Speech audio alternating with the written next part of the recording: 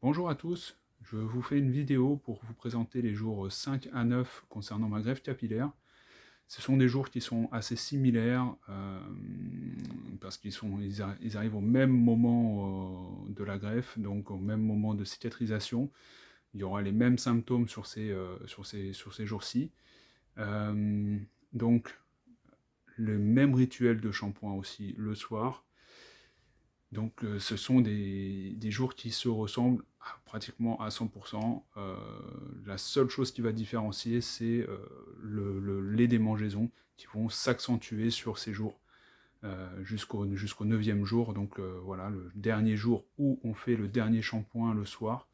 Donc je vous avoue que j'appréhende un petit peu cette nuit.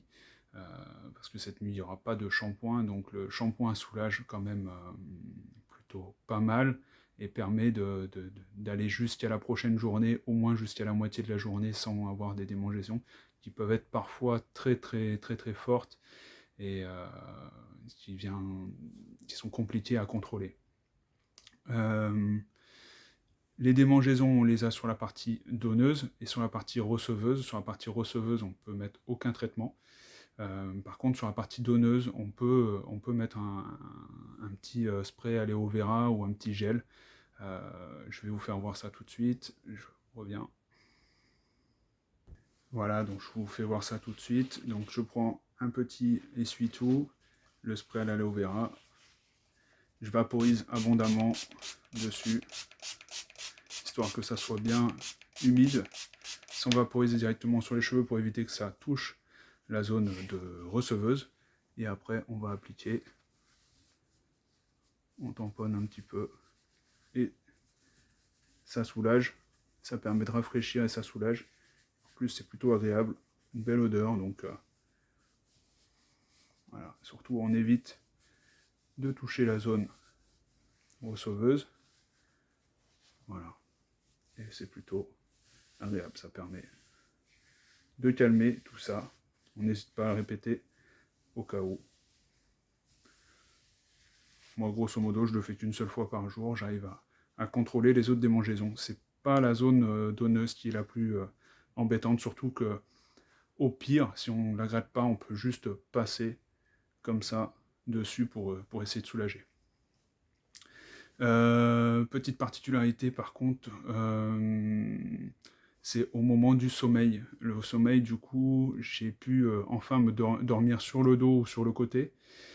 Et ma grande surprise, quand on est sur le dos et qu'on repose la tête, vu que la zone est encore bien tuméfiée à l'arrière, c'est plutôt désagréable.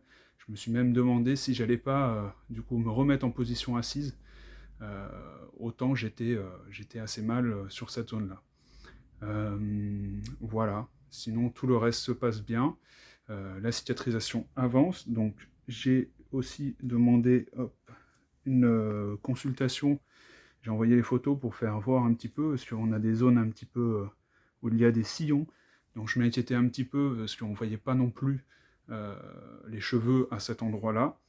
Donc, les docteurs ont pu me rassurer et m'ont dit qu'il n'y avait pas de problème, que par moment les cheveux étaient transparents, les follicules étaient encore un petit peu enfoncés, donc il fallait vraiment attendre que la cicatrisation se fasse et voir d'ici une dizaine de jours comment ça allait se passer, mais que pour eux, il n'y avait rien d'inquiétant. Voilà, donc on verra tout ça dans une prochaine vidéo. Continuez à vous abonner, du coup, c'est important de suivre l'évolution, c'est important pour moi, c'est important aussi pour vous, pour pouvoir aussi vous rassurer si jamais vous faites ce chemin-là. Je vous remercie et à bientôt. Ciao.